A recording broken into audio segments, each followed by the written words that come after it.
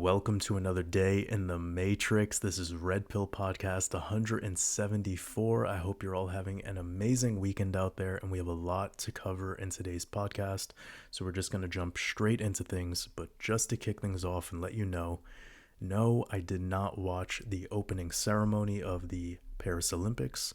I have yet to be able to find the video myself, and nobody sent me the video, so I've only seen screenshots of it and a couple of clips here and there, and it is, I'll spare you the review. You guys can check out whatever clips you can find and make up your mind from there, but it's not even worth a decode. It's so blatantly awkward and unnecessary, and I'll just leave it at that, and we could jump straight into today's podcast. And if anybody finds the whole length official video, you could send it my way, and I'll do my best to not cringe myself into Xing out of the video. But all jokes aside, I really appreciate every single one of you for joining in today. And if you are new to the Wolfpack, welcome. So great to have you here with us. If you've yet to get access to our Discord server, just go ahead and send me a direct message here on Patreon with your Discord username, and I will reply back to you in a Patreon DM and let you know the Discord server invite.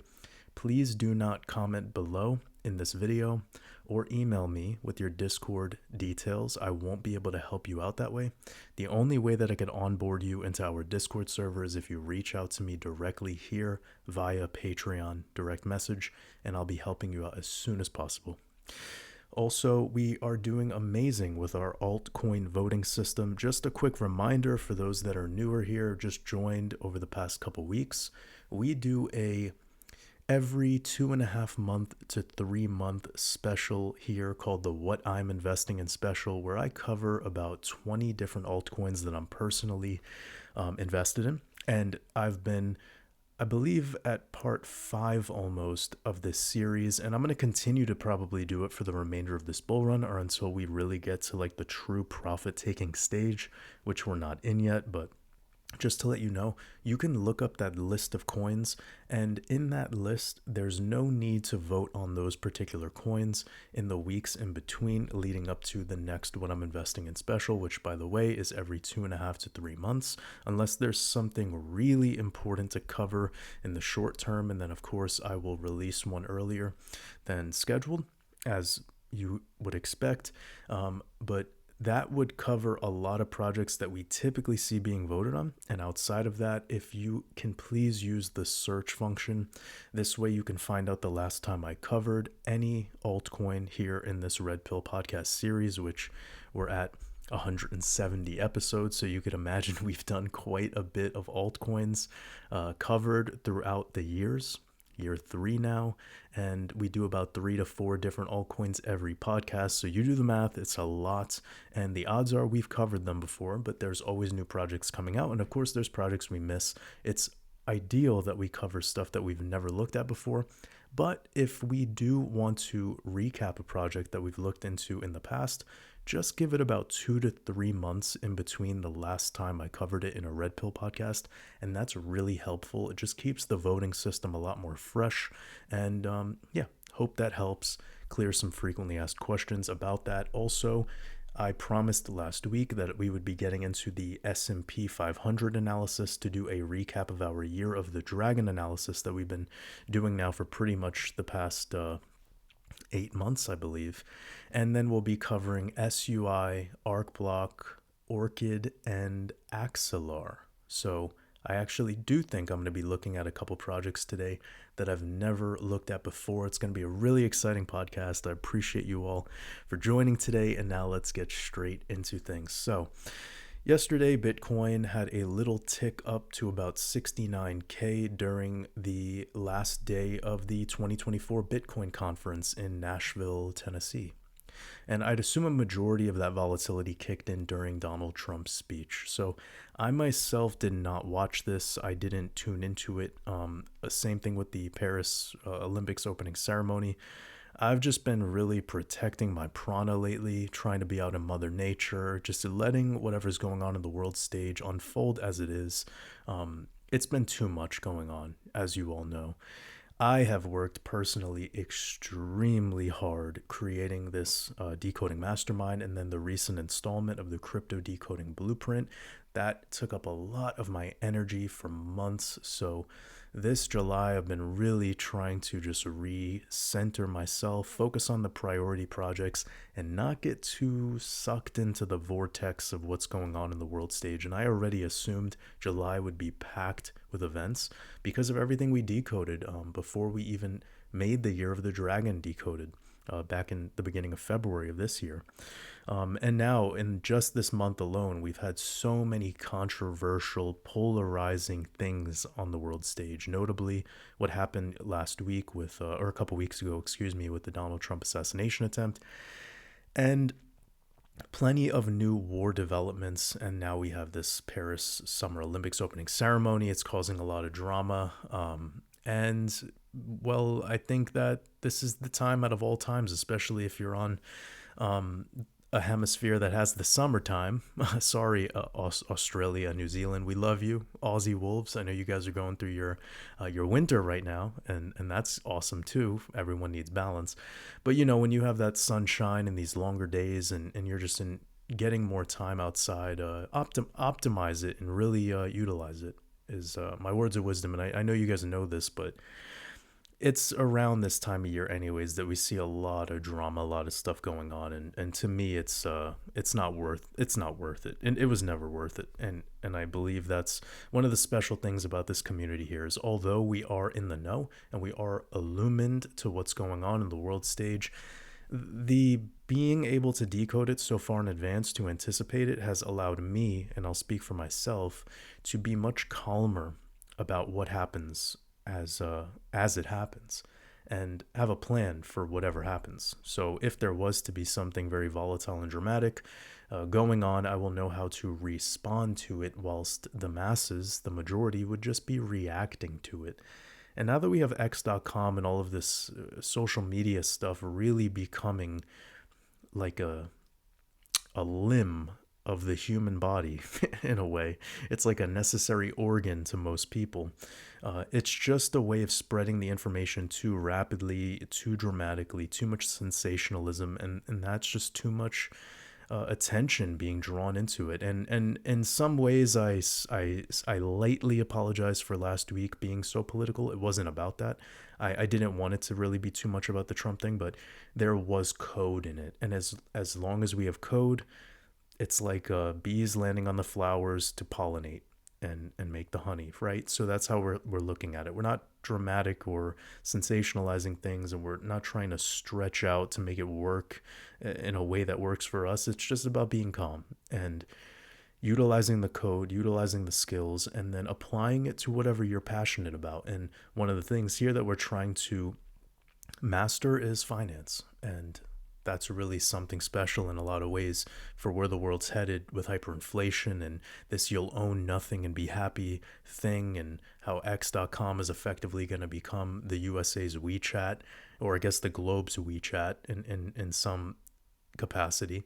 And it's just kind of beautiful to protect your prana in the process as this is all going down.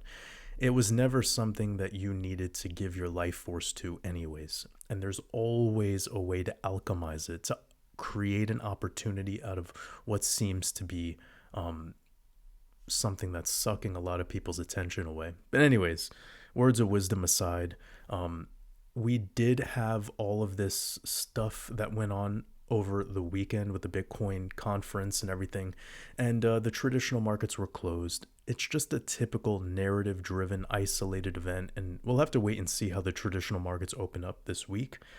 We have the CME opening up a little bit later. I'm going to be commenting on that in a moment.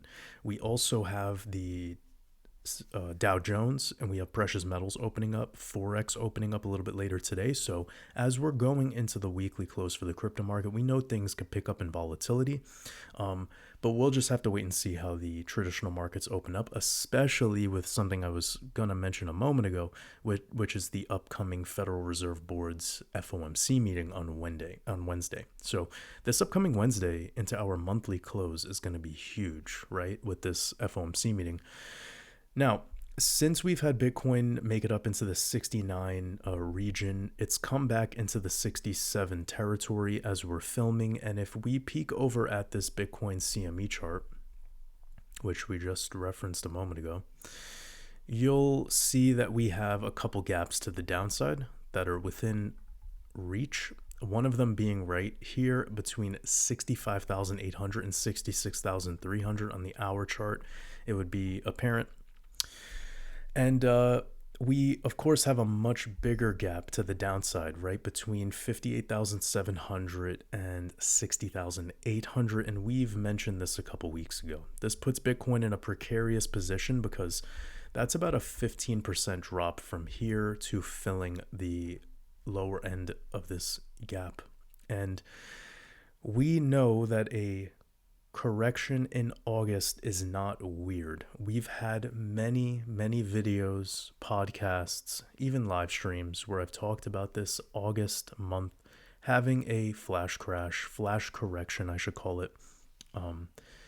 We had one last year in 2023, and that was kind of a big moment for me because I brought up to anticipate a larger correction to happen in August before it happened last year. I don't remember which video was dedicated to it, but there was multiple videos dedicated to it because, of course, I also have a podcast where I'm giving you guys the information plus, a lot of bonus material.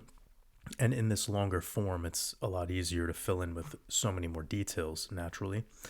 But I brought that up last year before it happened, and it was just a warning, don't get shaken out because the August flash correction is typically bought back very quickly. All right, it's short-lived. So it's just to shake out retail most of the time. So we had one last year in 2023. We had one in 2022. We had one in 2020, 2016, 2015, 2014, 2012, 2011, pretty much going back to the genesis of Bitcoin. And several of the other years that I did not mention, the month of August at least had a 10% correction during the month. During is the important word here. So the most important to note is that the correction is short-lived. It's bought back. So I am not saying that we'll close next month 10% down for Bitcoin. I'm just reminding you that we've seen a flash correction happening in August. I'll show you last year's, for instance, just to give you a visual. So you see right here was August 17th. From the August 16th break of this macro support line, which is still in play till today, by the way. But if we look, we broke that macro support line for the first time going back since the end of 2022. And when we broke it was right there in August. One of our biggest single day candle drops. And the full drop was 12%. Got bought back a little bit, but then we finished to fill the tail of this candle over the remainder of the early part of September. Okay, but remember what I said. I'm not anticipating us necessarily to close 10% down for the month of August that's upcoming, but I would not be shocked if we did have a flash correction. And specifically around the August new moon. And that's something that I brought up as well in my last video that I put out. We're going to pull up the moon cycle, right? The moon phases, and you see this blue dot is the new moon. And that was when we effectively started correcting. So the deeper part of this correction and the velocity of it all going exactly on the new moon of August. Now, one thing that's weird, and I also brought this up in a couple of the past podcasts, is how July, we had a July new moon dump. And it was very, very similar to what we saw happen in August of last year, which is, the example we're saying right here. But the way that we've recovered off of that is totally different. And the structure in a lot of ways is also totally different. But we do have sideways energy. We do have this eclipse. And then we do have an upcoming eclipse in October, which is the same case for what we have in our year of 2024. So there is similarities, right? But having that new moon correction in August of last year, and then the fact that we already had one in July, it's making me feel like it would be weird to have two back-to-back new moon dumps, but we're already up a lot right now. It's 67K Bitcoin after the fact that we were all the way down in the same month at 53K. So Bitcoin had a monstrous buyback in the past 3 weeks, 27%. So this is why it's not out of the cards for me. And we've had mid-month August correction as well for the full moon, but it's these like flash correction vibes that we get around the new moon. That just seems to be the pattern. And it's quickly bought back up after that. Even if this did happen this year, we'd still be on track for price discovery for Bitcoin during August. Okay? And remember, what we are calling price discovery is anything for Bitcoin closing macro candles above 72K. So 71.5K is like our main macro resistance. But if we were to start closing a weekly, bi-weekly, monthly above 72, then it would be clear that we're heading into six figures fast. So consider that the August new moon is on August 4th. And this is to now get into the timing of things. So even if we pushed an additional 5 days forward, which would be like August 9th, August 9th to August 31st is 23 days. So it would just be a little over 3 weeks for Bitcoin to enter price discovery, even if we had that new moon flash correction. Okay. So one other thing to mention is we'd be moving into September, which is a very elusive month. And if you've been following my art for any length of time, you would have heard me putting emphasis on the month of September, since it tends to be the month of Rosh Hashanah. The Hebrew New Year. Although this year, Rosh Hashanah is in October. It will be magically landing on our upcoming solar eclipse. As you can see, this is the lunar eclipse date, but the solar eclipse I'm discussing right now is October 2nd. So we have a very powerful solar eclipse coming up. But getting back to the months of August and September, let's look at the Bitcoin monthly performance chart and see how these months turn out on average, because you can see that most months for Bitcoin were up over 5%. Majority of the months were over 10%. Again, the reminder, Bitcoin's the best performing asset of all time.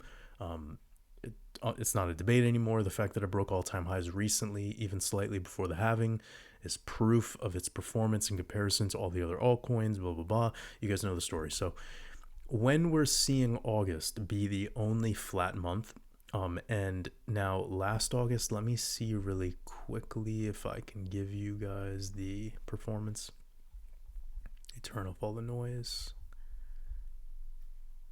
Okay, August we were down 11%. So yeah, the only reason I'm bringing this up is because this data only goes to April 2023, but it's a really good sample data because it's from August 2010 all the way to April 2023. So we didn't get May, June, July, August, etc. till for the 2023 data.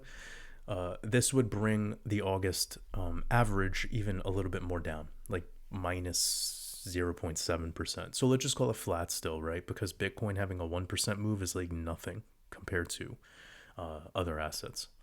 Well, the fact that we see that average performance of August is flat and September is one of the only months in the red.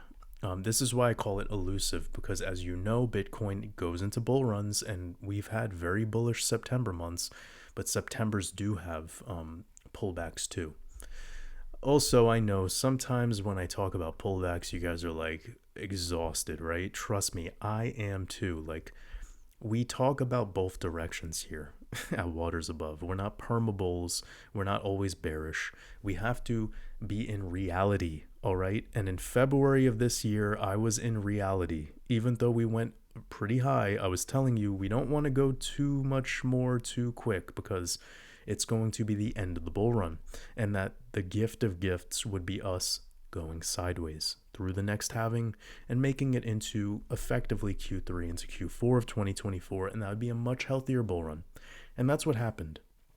A lot of people here, the perma bears, they were looking like geniuses at that time, and now I don't even know, does anyone even talk about these people? You know? And it was funny because at that time, the only thing that they had going for them with their quote unquote analysis or data was what was going on with ETF inflows, and that was boring. Okay, I couldn't believe how many people were falling for that nonsense. And although there is truth to it, there's a lot of other moving parts going on esoterically, and that's where the wisdom comes in, right? So We're not bearish here because we talk about pullbacks. Don't be a bull, don't be a bear, be a wolf, follow the moon. So, getting back to 2017, we had a pullback happen right here into September after a pretty bullish August. Effectively bullish in August, and then September gave back all of its gains, which was very similar compared to what happened in 2020. So, we're going over here. August bullish, gave back all the gains in September. Note, both of these examples were in very similar phases of the cycles that they were in at that time. That's why it's a perfect example to bring up. And with Bitcoin currently within, 10% of price discovery? Yeah, we're on 9% away. This is why I mentioned it's in the cards to see price discovery next month, especially since Bitcoin has been sideways now for 5 months. Okay, we're going on 153 days. All right, so it's also been over 100 days, or right around 100 days since the halving back in April. That was a little over 3 months ago. So it's been more than enough sideways for Bitcoin. And with a full 27% correction from current all-time highs, we've gotten that from right here down to here. As you can see, 27%. That's one of the largest pullbacks that Bitcoin's had since the end of 2022, at the end of the lunar cycle back here. So it's been 100 days since we've had the halving. We've had a 27% correction thus far. Like, that's good enough for us to continue on this run. That's really quite a bit. We've had two 20% corrections just in this past 5 months. We had from here to here and from here to here. Also, the way that this V-shaped recovery happened looks identical to the spring phase right over here that I gave a lot of emphasis on during my crypto decoding blueprint. So this was from my crypto decoding blueprint. Again, it's just one slide out of like, I don't even know, 400 slides that are in this crypto decoding blueprint. It's like $120 or something for how much art and insane content is in this. Like, I don't even know at this point, because of how detailed and how much I went into specifically how this bull run's going to go. I know it's insanely value packed. And look at this recent move that we just had. So this idea of entering phase 3 with a slight lower low, and that's what we did. And the V-shaped recovery that we did, the speed of it and everything, the impulsive buyback that I talked about, this is really a good sign that we experienced the rip the band-aid off moment that I brought up in the course. So we had this move right here also recently happen, I believe, and it was right here, this quick pullback. So it was like a retest of the heart line. I put the heart line at 66K. This was all the way back in June, by the way. So it comes from this original post over here. Just to remind you, this was from the crypto decoding blueprint, the actual slide. I made this in June, and I talked about this correction to this lower low, or 3 consecutive lower lows, and then how we would know that it's the end of this spring phase if we get back above the heart line. And I drew it at 66K in the course. So we've made it back above 66. We back tested it, and that's where I think we're at right now. So let me try to get back right here. Boom. Right here. You see we got slightly above it, and then we back tested 66. And then now what we're waiting for is this bounce and a retest of our macro resistance level at 71,500 that I brought up a little bit ago. So this schematic is playing out beautifully, as I mentioned, but let's keep in mind the August flash correction can happen around this upcoming new moon on August 4th. Interestingly enough, August 4th, next Sunday, it happens to be 119 days after the Great American Eclipse, and we need to take this Great American Eclipse very seriously, guys, because we just saw what happened with the Trump assassination attempt, and we see a lot of issues going on with this election. Biden dropping out, Kamala stepping in. I mean, it's a Hollywood production at its finest. So we need to keep this eclipse in mind because of that the astrological significance of this particular moment. We just watched these weather rituals go down in Houston. We talked a lot about Texas leading up to this eclipse and the significance of that whole decode has been coming true, like unbelievably coming true in a lot of different ways, not just for the market, but also for politics, for burnt fire rituals. I mean, it's crazy. I mean, there's even been blackouts as of yesterday in Paris. I don't know if they're recovered yet. I'd assume they are, but because of this Olympics, so it's like blackout rituals too. Shit, bro. Like they're pulling it all out this year. It's just getting started too, because we have a lot of time left in the year, about 150 or so more days. So, anyways, let's keep in mind that this Great American Eclipse and the upcoming August full moon or new moon are 119 days apart. That's your 119 code, your 911 code. And if we don't include the end date and we push it up one extra day, that brings you to August 5th, and that's a Monday. And perhaps more significant due to the stock market being open, and we'll have more volatility this day, naturally. And that upcoming new moon on the 4th is also the same day that Mercury stations retrograde, which we'll cover later when we get into the Bitcoin analysis. But let's get back to the date or date range we know will be volatile for sure, and that's this upcoming week because of the Federal Reserve Board's FOMC meeting on July 30th, and then on the 31st, Fed Chair Powell will be speaking right on our monthly close. And this is just around the corner, this Wednesday, so about 3 days away from this podcast being released later today. So this would be the perfect time for us to review our Year of the Dragon analysis for the S&P 500. Gonna pop over into the charts, and we want to start with 2012, and we're gonna go backwards as far as we can, and then we'll come back to 2024 to review where we're at now. So just a reminder, we've been doing this for the entire year, taking every year of the dragon and analyzing it month by month to see some patterns, and we'll be taking those patterns and bringing them to this current year and seeing how things are going, and this will help us see what to expect next. By the way, not every single Chinese zodiac year has an identical pattern, but if you've been following my work, or you maybe watched the Year of the Dragon Decoded or some of the podcasts earlier this year, you would have seen the patterns are pretty much repeating. So we're starting with 2012. We just want to discuss where we get the peak during this green box before finishing out the year, followed by another correction. So we see a move up in 2012 into Rosh Hashanah, the Hebrew New Year, and then we had a correction into November. All right, so remember, real quick, every Year of the Dragon is always it's a presidential election year in the United States of America. So we have this move up in September, and then after the elections, we have this correction pivot in November. We're going to go back one more to 2000. Probably one of the most important Year of the Dragons because it was the dot-com bubble peak and burst. Okay, we have peaking in September. Also a double top, nasty stuff.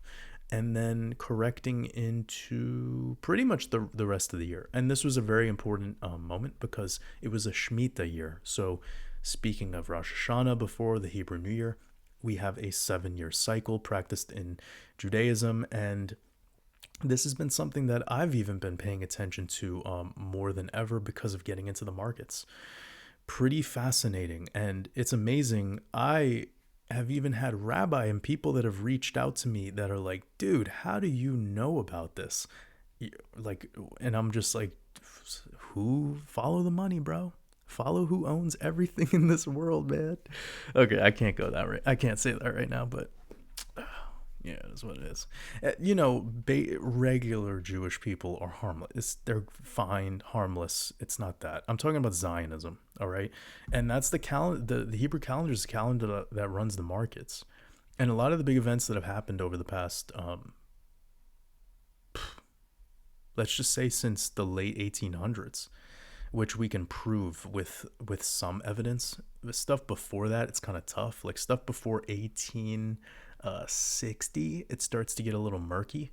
But yeah, everything after 1880 and moving forward, like we have really good evidence of the timing and the dates and everything. And it's just like, why is there this pattern with the Shemitah year, the 7-year cycle, and all of these things that unfold on the world stage? It's just, it is what it is, guys. Like, I didn't make it up. I just figured it out, and I've noticed that it's something that we need to pay attention to. So, this year of the dragon was also in alignment with a Shemitah year. Hence, I do not see us going into the huge market devastation that we saw back in the dot-com bubble in 2025, 2026. I just don't see it, okay? So I'm clearing the air on that. I really hope my internet makes it through, guys. I'm doing my best here.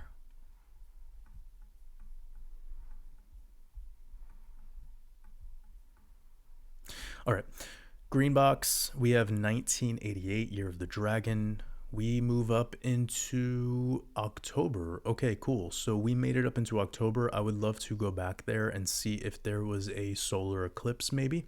But one thing that's obvious about this particular year is we just were in an uptrend. We were consistently making higher highs and lower highs. And what we want to point out though is look at the pivot of November. So we have this November correction again showing up. So we can remain bullish, have a move down into November after the election, and then continue and finish off the year still at new highs. Also, remember, this was after the Black Monday crash. Okay, we have 1976. Would you look at that? We've peaked into September around Rosh Hashanah, the Hebrew New Year, and then we have a correction into November. Very, very weird, right? We see this happen over and over again. All right, so you guys are seeing the pattern. We have September is a likely peak, and what we would want to first of all keep in mind is the fact that October 2nd is Rosh Hashanah this year, and that is always a new moon. The Hebrew calendar follows the lunar cycles. And that wouldn't be weird for us to move up between all the way now in August through, I mean, it wouldn't shock me because the stock market's a little bit overheated now. Maybe the stock market could pull back a little bit more. Maybe Bitcoin's flash correction idea synchronizes with that. But then the markets could recover into September easily throughout the remainder of August into September. Peak in the October new moon for the stock market. Bitcoin usually does amazing on the fourth solar eclipse of our solar cycles. And then we could have a synchronized correction for the traditional markets in November, but Bitcoin will likely be up much higher in price discovery by then. So what we're talking about right now, guys, we're talking specifically about the traditional markets. So we have 1964, we peaked in July, a little bit of a correction into August, made it through Rosh Hashanah, bullish all the way until November. So we went bullish through the elections, which isn't a normal pattern. Perhaps we could look back into that election at another time and see, but still finished off the year at new highs. So looking very good for a bullish bias. Let's look into 1964 just quickly.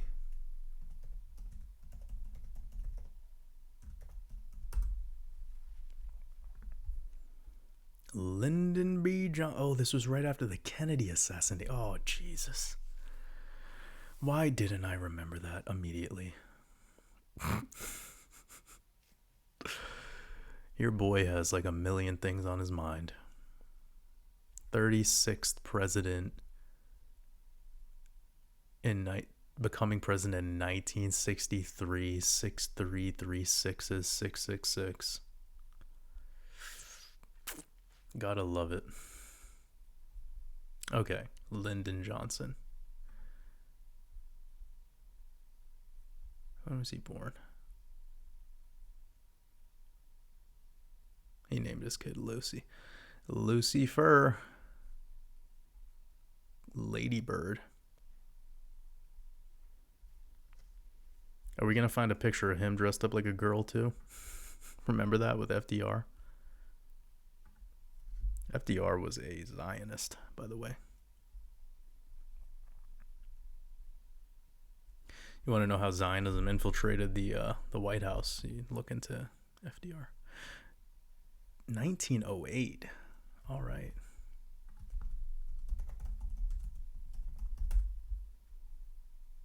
Year of the Monkey. Year of the Monkey is one of the most important for me because that's the next Shemitah. So we have 2021 plus 7. We have 2028. And that will be the next year of the monkey, as you can see right here. Big stuff. And we're so far away from that right now, so there's no need to talk about it. But I was a little interested in this this particular connection. Anyway, 64 has a lot of tie-ins to what we're getting right now with this Kennedy conversation because RFK Jr. is in the picture. Yeah. We had an assassination attempt, literally. Like, we have footage. Not going to get into that, though. I know a lot of people want to conspire over if it was like a catch-up packet. No, but if it was a blood packet or if it was really a shot, I can't right now, guys. I have too much. I need to not get killed in the conspiracy theory Royal Rumble that's going on in the truther world. As JPEG Mafia says, I paved my own lane. 1952, very problematic in a lot of ways because we had a Year of the Dragon overlapping with the Shemitah. So we had a typical like rise and fall, and yeah, dude, look at how perfect this is. So the right over here is the Shemitah ending, and then over here we have the low. This is very typical of how things go. We peak in Q4 after or Q1. Sometimes we peak in Q1 initially, and then we have a deep correction throughout the whole. So there's a pattern to it, and we don't need to discuss it right now because I used to talk about it in 2021 and 2022 when I started my channel, but we're getting back to the pattern here, and we're seeing a peak in August and a correction into late October, so not really working the same, but it's because of the Shemitah plus Year of the Dragon simultaneously. Okay, now we have 1940. This was World War II. And we moved up into, moved up into the election and then sold. Okay, but this is a very, very different world. 1940 Year of the Dragon is nothing like this year. Even though we do have a war conversation going on, we're not really there, like market is ripping to the upside, higher high after higher high after higher high. Well, this was in a perpetual downtrend by the time we made it to World War II. Okay, so this is very different. Also, our world is a lot safer right now for a lot more people, and there's a lot more luxury being experienced by a lot more people. Like, we've talked about this so many times now because people have gotten offended about this, about me mentioning that it's not the same as World War II. And it's like, you do understand that, like, after the events that happened in the Russia-Ukraine invasion, there was still nightclubs open, like, within a month or two of that invasion, like nightclubs. Like, there was nobody going to a nightclub in Dresden, Germany after they were being firebombed by the British military. It just wasn't happening, man. Like, I'm sorry. There's a totally different reality. Like, right now, we have people driving around Bugattis, Lamborghinis, Ferraris, like all this luxury going on. Influencers are traveling the world doing, like, the most cringy duck lips selfies at a beach in Tel Aviv. Like, come on, man. It's really not the same. Now, I understand what's going on. Palestine is really horrific. It's been horrific, though, there for a long time. That's not new. It's just the news and the media is really focusing on it a lot right now on purpose, but it's not new. Like, look up when Palestine had an airport last. Look at the year they last had an airport. You'll see, like, we just aren't educated on the matter, right? But I've studied the Rothschilds, I've studied World War II. I'm very, very aware of what's going on in that particular area, Jerusalem. So what's going on now is just being put under the microscope for an agenda that's been going on for decades and that has been very barbaric for decades. It's not just recently barbaric, all right? But anyways, getting back to this, World War II, not really anything similar at all about this chart. So I'm not really too worried about this stuff. But if it was a Shemitah year, then yes. But we are very overheated in the market, and that's where we got to go now. We have to check in. And, hopefully people aren't offended by any of these things. We aren't picking sides here. I look at you all as the human race, not Jews or women or gay or black, or none of that matters. That's your identity. All right. That's your identity. If you want it to matter, it will matter, okay? And that's on you. But when you strip away all of that stuff and you go down to the core of it all, your soul. We don't even have souls. We are all soul, all right? And you can be a awful, evil, horrendous version of somebody that walks around and pretends to be all light and love when it comes to the inside. Remember, hell and heaven are states of consciousness. There's billionaires out there that are depressed, that hate life, that are suicidal, that money has not been able to solve all their problems. All right. Then there's people who live in third world countries and they have no suicidal thoughts. They love waking up every day. Everything's good in the hood. Again, heaven and hell are states of consciousness. So you got to be aware that the New World Order's number one agenda is to get the truther community divided. Like that would be one of their aims right now, because they've already had everyone else incarcerated consciously for forever, right? The awakening that's happening is in a select few people, and do not squander that by dividing yourself amongst other people because they decide to pick the side of Christian or Jew or any. This is all part of the identity, and that's really where they're able to keep us imprisoned for spiritually. Really, really sad, because that's our biggest opportunity, is to be sovereign spiritually. It's not for me to persuade you into picking a new belief or whatever. It's about questioning how your relationship is with the other people who might not necessarily share what you prioritize or value. I believe that's a righteous thing, to strip yourself away from all of those identity concepts and look at the soul within the man. But getting back to this, we have had a pretty decent correction off of this parallel channel. We've dropped into it around April, and I started tracking it ever since we made this new higher high in May.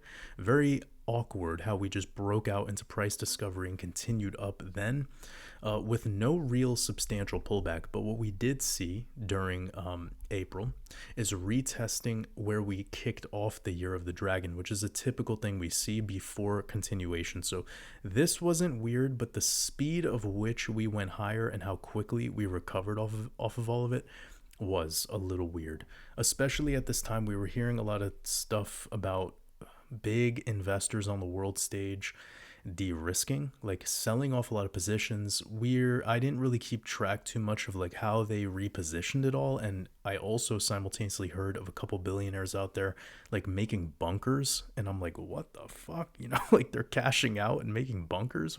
What's going on right now? So it's hard to tell like what their grand plan is, and I'm not worried about any of that stuff, but I'm just letting you know that was the mindset. It's like we've moved up too fast. And now that we've done this move all the way up into July, where we got above this micro 1618 pattern, and we've broken down through the bottom of this parallel channel, we could have something else unfolding right now, which is a potential deeper correction into August. And then this would be our shakeout before moving into Rosh Hashanah or into this next solar eclipse. So we're already in the process of it. What I think would be healthy, and now don't mix up me wanting healthy with what reality will be, because this whole market is like a drug addict that just wants more drugs. So when Waters says healthy, it would be what would be best. Okay. Now, if it would be healthy if we came all the way back to 5,300 points, that would require us to have an additional 4% correction. I think that would be good for us right now. Now, if I strip away all this data, I'll just be showing you where that 5,300 points would be, and it would be right here. All right, we'd be back testing the highs of Q1. We would be holding higher lows in our structure. We would have had a deep enough correction to look like a blow off top, to fake out a lot of like to make people go bearish, create a bear trap around this area, and then that would be another way for the market maker to just confuse in both directions but still have a very healthy pullback. I hope this makes sense. Let me see where our moving averages are. Okay, so we made it back to the 55. We have yet to have a back test down to the 200 since the solar eclipse of October. That would be awkward to see that right now, but I do think these can catch up, and I do think these 200s on the, so by the way, I'm looking at the daily chart, we're looking at the 200 exponential and 200 simple moving average, and the fact that these are getting above the 5,000 point level is madness, because now they're higher than the December 2021 peak. Like, what the fuck, man? We are in a crazy bull run. Like, if you bought the March 2020 crash, the S&P is up 100% since the March crash. The S&P, we're not talking about an altcoin, we're talking about the S&P 500 is up 125% from the C19 crash. This is like clown world, man. Whatever, like, it is what it is, but it's a wild thing to watch. So yeah, we're pretty hyperextended. Made it into like 80 RSI on the daily, which is super high for it, an indice. Let's see where we're at in the weekly RSI at 79. What the fuck, man? We haven't had this high RSI since 2020, before the crash. Okay, alrighty then. Well, you are seeing it here for yourself that this is pretty wonky. All right. Well, on the RSI side of things, on the downside, I suspect we could be holding these lows, and it would be odd for us to get into oversold at this point, but it would be nice too, because to get that moment of being a little bit extended to the overextended to the downside is good for a buying opportunity. So I don't think this bull run is over. I don't think it ended in July for the traditional markets. I do think we need a larger pullback, though. I do think it would be healthy for us to see between 5,200 to 5,300 points, and keep in mind November. All right, the November correction seemed to be one of the deepest corrections during the year of the dragon. And if we were to have a little bit sideways right now and the attention can go on the crypto market, that would not be weird either, because that's what happened in 2020 and 2017. So remember 2017 August and September, then I want you to remember 2020 August and September. This gives you a good idea of like how we could potentially be setting up for this upcoming August and September. We're going to be pulling up the Bitcoin Mercury retrograde analysis. But last note to make about what we were talking about with the year of the dragon analysis is that we tend to move up into September around Rosh Hashanah, and then usually after the elections we have the deepest part of the correction of the year, not of the entire year, but of that part of the year, of Q4, I should say.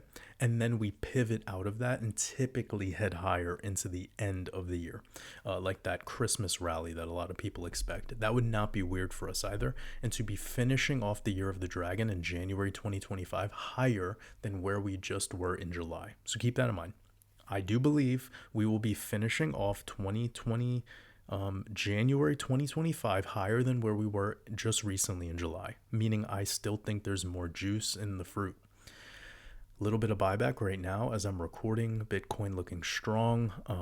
We want to get to the Bitcoin Mercury retrograde analysis, and here we are. We're turning off all of these indicators, and we're going to just be looking at the red boxes. I'm sorry if it's a little messy. It's just all the boxes are Mercury retrograde.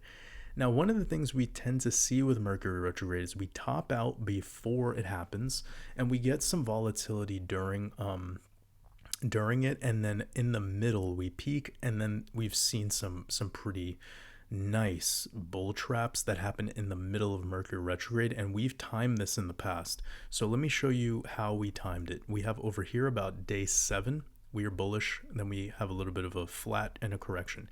Here, 7 days, highest we're getting, flat, a little bit of a correction. Over here, after about 6 days, we have this big pump to the upside, green candle, fake out, sideways, and down. Here we have day 6, pretty much the highest we get, nice green candle, flat, and then a correction at the end of Mercury retrograde.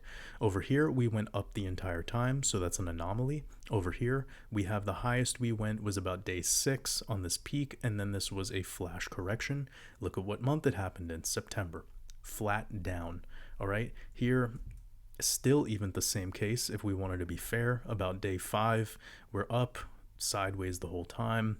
Here, we went down, one of the few anomalies that we've had looking over the past 2 years. Here, straight line breakout, beautiful. Here we have day 5, highest correction, a little bit of another peak, but still sideways is the name of the game during Mercury retrograde. Here, straight line breakout anomaly. So we've had these price discovery kind of vibes during a Mercury retrograde. Here, the same case. And here we have day 4, day 5, but you see the structure is so similar. We're flat, then we have this like weird pump and dump, flat. It's that like pump and dump thing that I think is kind of the pattern that we need to pay attention to. And we've talked about this a lot. There's also a lot of the Mercury retrogrades from the past cycle that we haven't really went into, but one thing to mention, so over here we have day 5 peaked, a little bit of a correction, still sideways. Because from the peak to where we ended was the same price during Mercury retrograde. But it's these that we haven't seen in a while. These like just break out through the whole Mercury retrograde. That would be really awesome to see. If we can just break out bullish through the entire Mercury retrograde, maybe have something kind of pull us down in that mid, what was I gonna say? In the like the August flash correction idea. And then we just push through it. You know, that would be really catch a lot of people off guard to have a moment like this. It's not what I want. It's just we do have situations where Mercury retrograde is just bullish the whole time. As you can see over here, and over here. Pretty good examples. Also in the last bull run, it's how we finished off the bull run. Over here, we were bullish through it the whole time. Here, we were bullish through it the whole time. Here, we were bullish through it pretty much the whole time until we ended it. So there are a lot of examples where we can be pushing bullish through the Mercury retrograde. But as you can see lately, sideways down, sideways, sideways, sideways. This one was up, sideways. We've been getting a lot more sideways lately. So I'm considering that. I would need a little bit more time to break it down, but I do love looking at this Mercury retrograde analysis because there's a pattern. And what's that pattern, Waters? Well, it's about day 5 to day 7 we tend to have a bullish moment. Well, I was talking to you earlier about this new moon starting and how we have up to 5 days out. If we were to push that, we still have all that time left in the middle of at the later half of August to enter price discovery. So if we were to get this little move up, like here, to August 6th, flash correction, then get bought back, then start the move up here, we can actually still come back down into the end and make it seem sideways. So where we're entering and where we're starting are very similar, but in the midst of all of that, have the price discovery breakout, and then this would be healthy to have a back test and then to really keep it going. It's a theory, and that would look in some ways like a typical Mercury retrograde, but I think at this moment it would just be best if Bitcoin broke out. I know that's like you don't hear that from me too often, but that's really just how I'm feeling. This market's been too sideways now. It's been too sideways. Now I'm going to tell you something I absolutely do not want to see. And that would be any lower than 56K Bitcoin. If Bitcoin was to start closing lower than 55, it would invalidate this schematic. It would invalidate all of my bull schematics, and it would be a distribution. And that is not what we want right now. That would really be problematic because a lot of altcoins would lose a significant amount of their value. So just keep that in mind. The bull case is still on in a lot of ways because of the velocity of how Bitcoin got bought back and the fact that we have Mercury retrograde right around the corner starting on a new moon.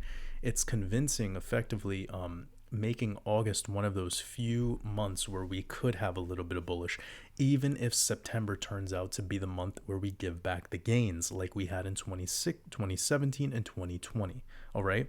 So all of what I've said so far in today's podcast, and then I'm gonna move on, is that August we typically see is actually a decent month when we're in the bullish cycles. We can give back the gains in September, but it's about how high we go in August determines where that pullback would be in September. It would be great to see an 80K Bitcoin next month and then come all the way back down to backtest 72, maybe 73, to backtest this 5-month resistance. That would be the perfect setup to get people who believe Bitcoin's never going to 6 figures, for them to seem right for a moment. They close out all their positions, and then the New World Order does what they had planned all along. So this is kind of the best way, I think, to shake out everyone more, right? Because it's already been so much sideways. So many people are already bored with this cycle and they think it's lackluster and not eventful.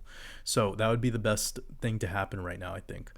A shot up into the 80s, come back into September, give back the gains, and then by the October solar eclipse, that's when Bitcoin party really gets started into Q4. So now let's remind everyone just quickly of the Bitcoin CME gap that we have here at 65. That would be likely to be filled. Also, we don't need to fill this lower gap. It's absolutely not necessary. If we were to fill it, the timeline to fill it would be in this August correction.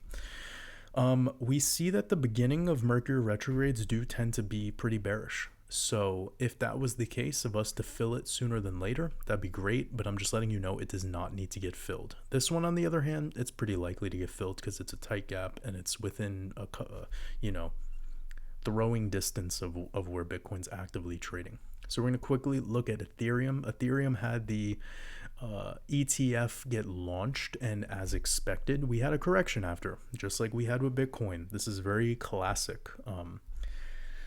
So we had the sell-off, and now that we've sold off all the way down to about 3,100, this isn't looking that bad. I think that this bounce here would be nice, but getting back above the golden pocket would be best for Ethereum right now, and this would have a lot to do with whatever's going on with Bitcoin, of course. They're in tandem now in a lot of ways, that they're the two crypto ETFs that are approved and launched. And this really, I guess, opens up the way for Solana and then eventually XRP, and we'll take it from there. But now that we had this event, we had this sell-off, this is exactly what Bitcoin already did. And structurally, coming back down to the 702 fib around 2,900 would not be bad. But if we were to start closing lower than 3,000 on the daily closes, I think it would look a little, not 3,000, excuse me. If we were to start closing lower than 2,900 on the daily closes, that would look very bad. But all in all, this is starting to become a very large horizontal trading range, identical to Bitcoin, with identical timing to Bitcoin. We're looking at 160 days. This is primed and ready to enter its next phase, which would be back to all-time highs. And that would not be shocking to happen during the month of August. So you can see right over here, at the end of July into August 2020, ETH got super bullish. Still had a back test in September, guys. Okay, so you want to keep that in mind. Please keep that in mind. Even if we have a bullish August, the September giving back all the gains thing is likely too. We see it in the stock market as well. Now we're looking at XRP. Going to be looking at this new chart that I just created quite recently, showing phase 5 and how we're in phase 5 right now and how this shit looks identical to this breakout moment here. So what would we need in order for this phase 5 to be complete? It would need a break of the top of this box, which is around 71 cents, 75 cents on a 5-day close or weekly close or bi-weekly close would be amazing. That would be really helpful for right now. So keep that in mind. This is perfectly moving. We don't really need too much analysis right now because we're still in a horizontal trading range that we've been in since July 2023.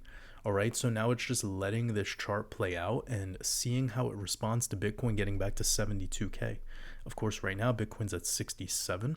So even while Bitcoin is trading in this upper 60 range, that brings a lot of greed back into the market. It's no longer fearful.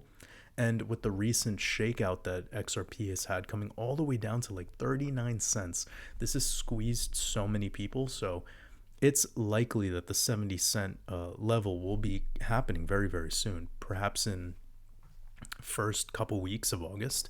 And that would be also in alignment with analysis that I've already shared, which was from the first back test of this support line to the breakout or the retest of the prior resistance line was around 350 days. And if we line that up, we'll see that it's identical. All right, August 3rd. So from the August pullback to August upcoming, we should be back into this resistance line. So we'll leave it there, and I'll keep you guys updated when needed. But for right now, there's really nothing much to say about XRP because it's been in the same horizontal range since our last podcast. Now, we're going over to SUI. I have no idea what this project is, so let's look at this chart and see what's going on. Okay, we're going to turn off these moving averages. This is already looking weird to me. We had a chart going back to May 2023, so a very limited amount of chart data. Remember, I do not accept charts that are under a year of chart history to review unless it's very, very, I don't want to say trendy, but unless the requests are massive. You know, we did it with WorldCoin when WorldCoin was just launching, and the technical analysis on that's been pretty fun, to say the least. You know, all the stuff going on with OpenAI and yeah. So this one fits the bill, but still too limited on chart data and a pretty sloppy chart, making like this yin-yang pattern where it's come off of being launched into price discovery to the downside, but it now has a little bit more structure with the fact that it broke higher than the May launch into February 2024 this year and March 2024 this year, right before the April Great American Eclipse. And then after that eclipse started to keel over pretty hardcore and has had a 70% pullback since. A 70% mid-cycle correction is normal for an altcoin, so this doesn't like shock me at all.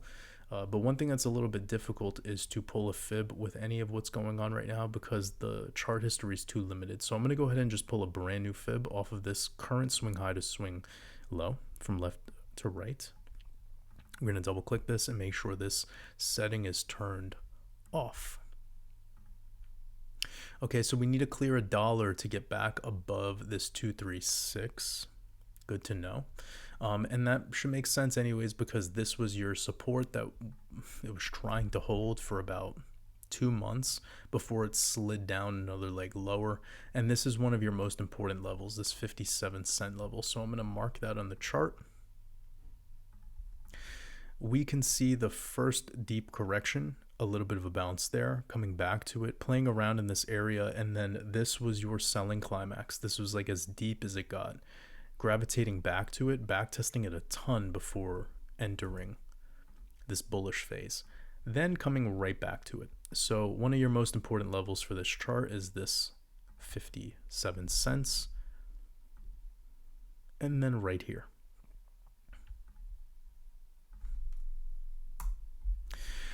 Now, we had a little bit of action over here. This was a deep breakdown to the first green line we drew, then gravitating back up.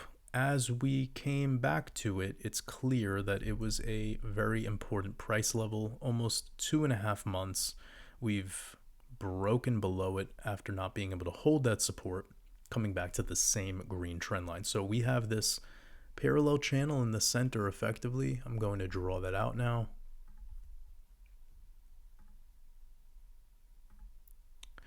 And clearing that right there around $1 I think would be important. But let me take a horizontal ray and show you why I have some feelings about this level right here.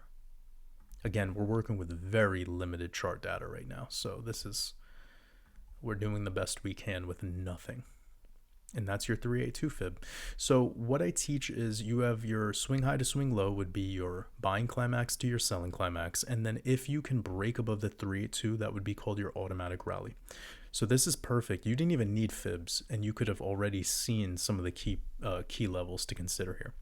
Now, if we can get back above this, it would be likely it could at least reach this $1.40 to $1.70, and then you have to look out for what the timing of all of that is with Bitcoin. Because if Bitcoin breaks out into price discovery now, that would be the trigger to get this to come up to like 150 to 170.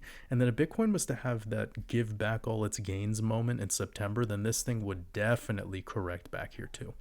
It would not go into another leg higher, I don't believe, that quickly, because Bitcoin is about to move into the Bitcoin show, like the crypto market, and that would be the Bitcoin price discovery moment. It happens every single cycle. We see Bitcoin dominance rage to the upside, and that would correlate with a bullish move for everything, but not like coins like this would not just make it much higher right now.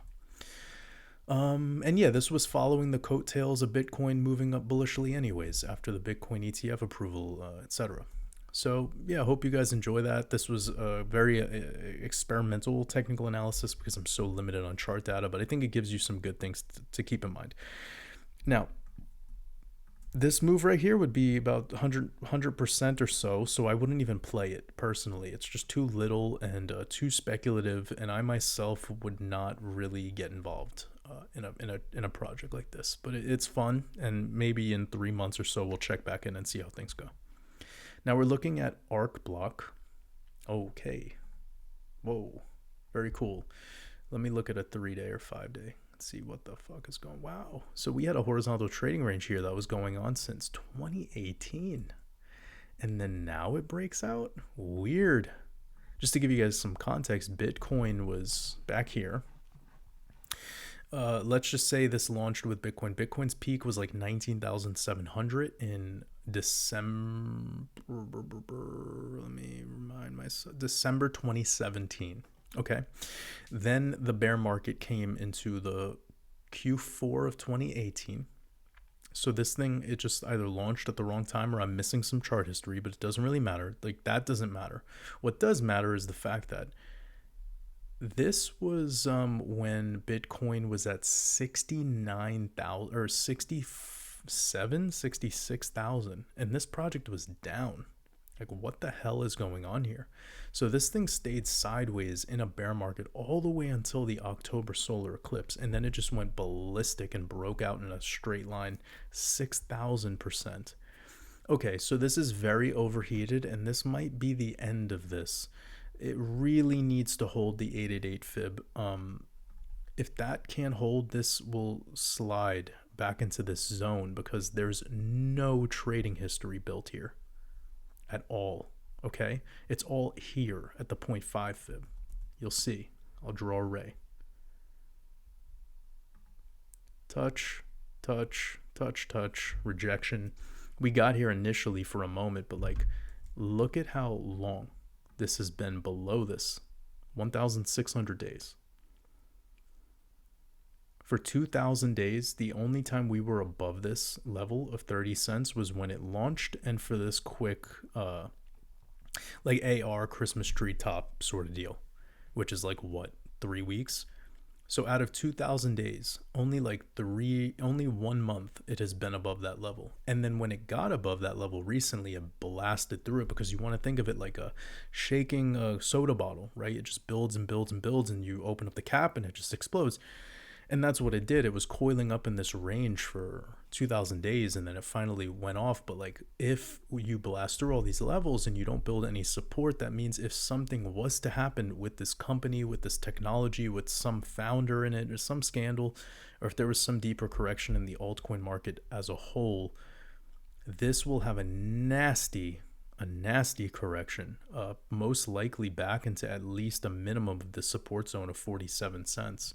So this shit went up 6,000%. Don't think that it can't give up a 70 or 80% correction to the downside. I just showed you a chart a couple seconds ago that lost 70% recently.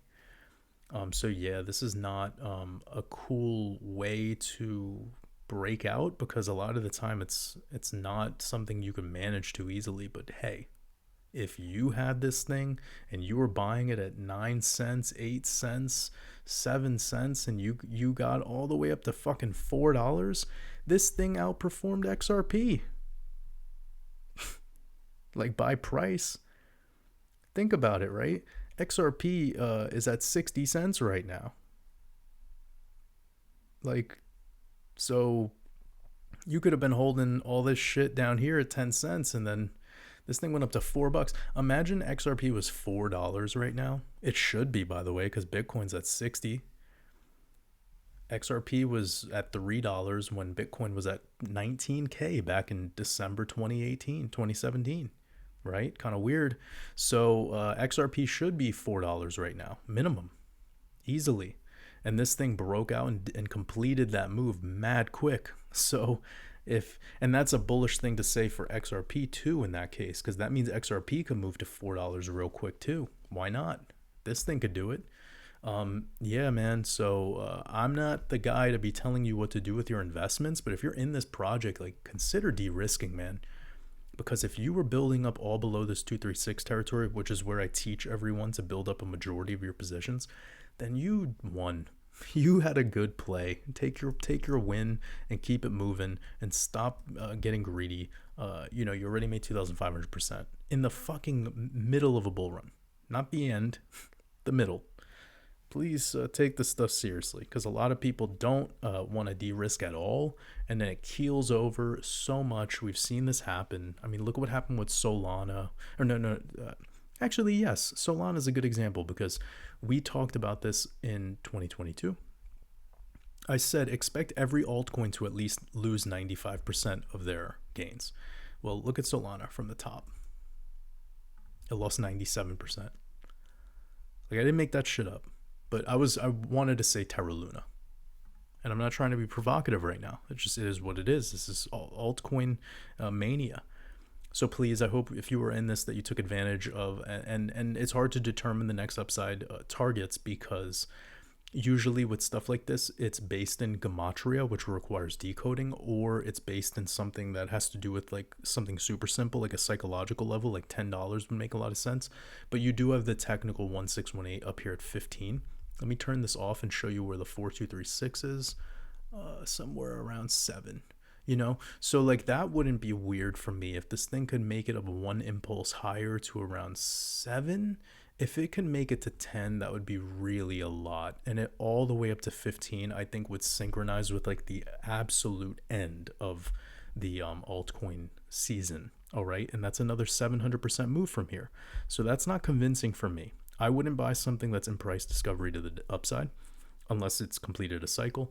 And I would not buy something that's already had a 6,000% move and this sharp top that it has now, like this blow off top.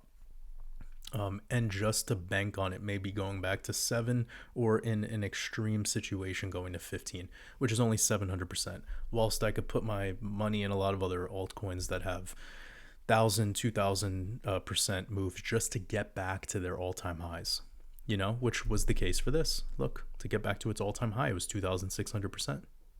So I've trained you guys to like look for this stuff. And now that we're here, you made 2,500% if you were buying any of this bottom. Let's move on. Arc block, very interesting. Very interesting. We have Orchid. This is a project that I've known about for a while, but we've never covered. Oh God, maybe there's a reason why. Okay, we're gonna have to be quick on this one because we're at 1:15. Orchid. This is in price discovery to the downside. We have massive moves. Like we're talking about 85% correction, 80% correction, 80% correction, 90% correction from all-time high, 95% correction. So like I said, what happened to Solana? But this is still going. This is last June. It's still down. This is not good, man. Yeah, I wouldn't personally be putting too much energy into something, right? Yeah, it's hard. It's hard. It's hard. It's hard. It's below the 236. Like it's in buy zone. You have about 1,000% move to the upside, but this type of volatility, fuck that, man. Look recently. Look at that shit. 70% correction after all of this mess. Yeah, no. Nope. I wouldn't want to be invested in something like this. It's too dramatic. Like a 1% position maximum. Okay, I'm gonna skip through this because okay, no. I have maybe a couple things I could say. All right, this is a key level right here of 30 cents. Obviously, it's in alignment with the 618, but also it tends to be the middle of this whole zone that was an 80% corrective structure 4 times in a row.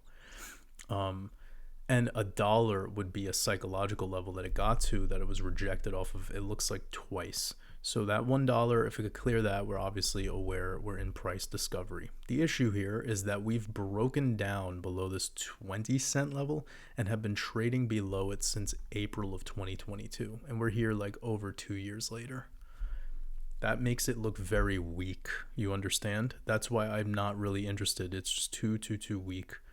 Absolutely no structure, price discovery to the downside.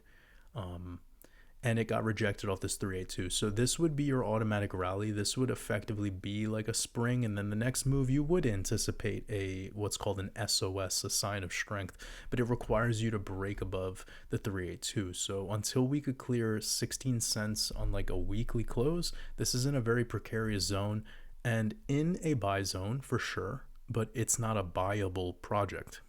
So I hope that kind of clears the air on that. Although I like to see stuff below the 236, I wouldn't want this one to be one of the ones I pick. And this is the Red Pill podcast. This is just my opinion. I'm not saying that the project is bad. I'm not saying that the dev team is dumb or doesn't know what they're doing. I'm not saying that their partnerships that they potentially have are bad or wrong, or it's none of that. It's where I'm a chart analyst. I don't really put too much of my emphasis into the dev team, white paper, and all these other moving parts because I've seen ironclad projects with amazing dev teams and this, that, and the third go to zero. And I've seen scandal, and I've seen a lot of, so it's like I don't want to put my energy into something that I myself am not even interested in. I'm passionate about decoding. Okay, we're going to Axelar, which I don't remember. Was this a project something different before and then it transitioned into this? I don't remember, but I do think this is an Algorand project, like a side project. Let me quickly check in on CoinGecko. XLR.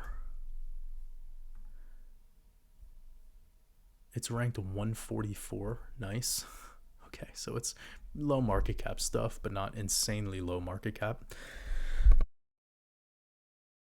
Gotta take a sip of water real quick.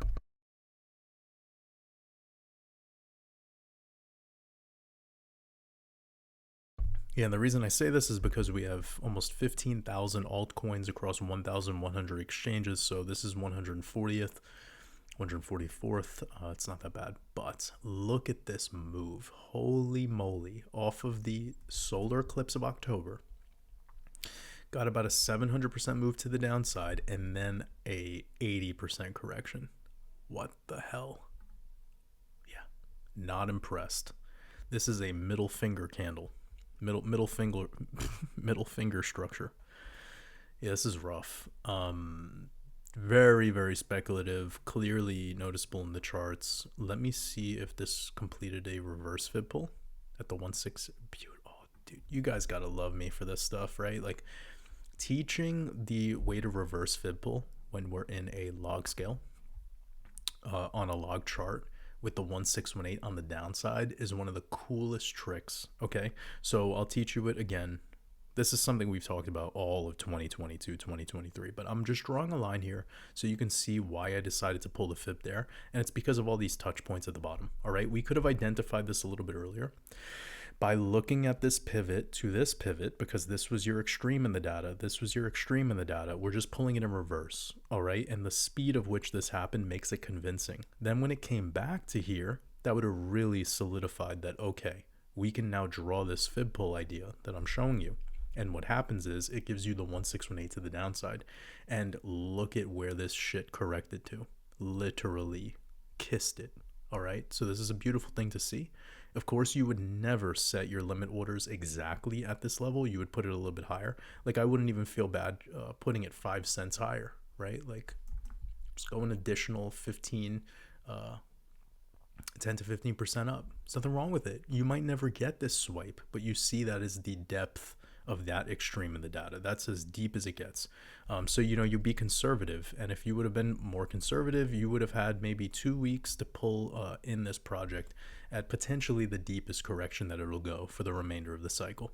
So I'm not saying that's an absolute, but it's a really cool technique and trick. And because we're doing the Red Pill podcast, you have something with utility that you can walk away with, that you can practice on your own in any chart you're interested in.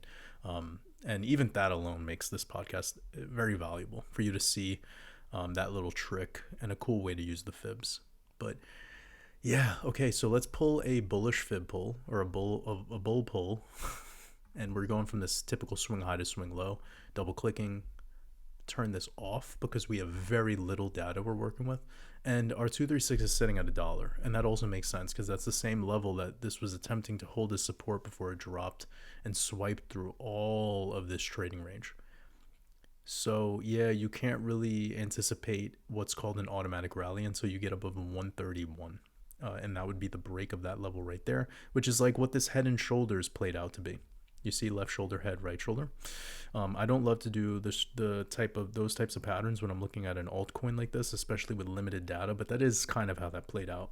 It was an M pattern right here. You could see it very clearly. M broke bearish, and then it formed this right shoulder after this left, and then that break right there of that key level of $1 led you to that 1618 target that I showed you with the reverse fib pull.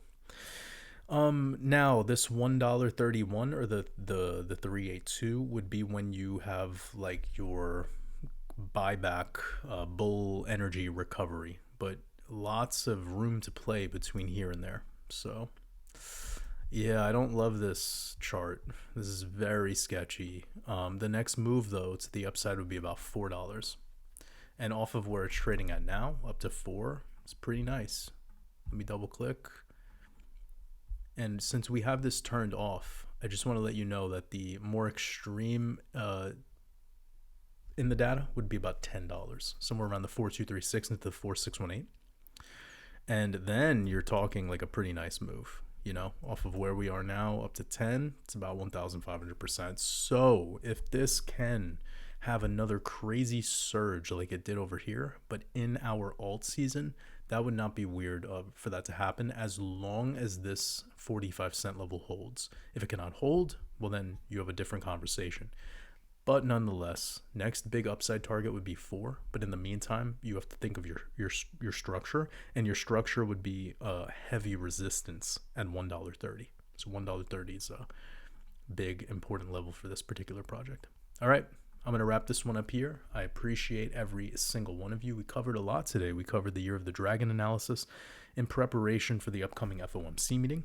We have this new moon on Mercury retrograde.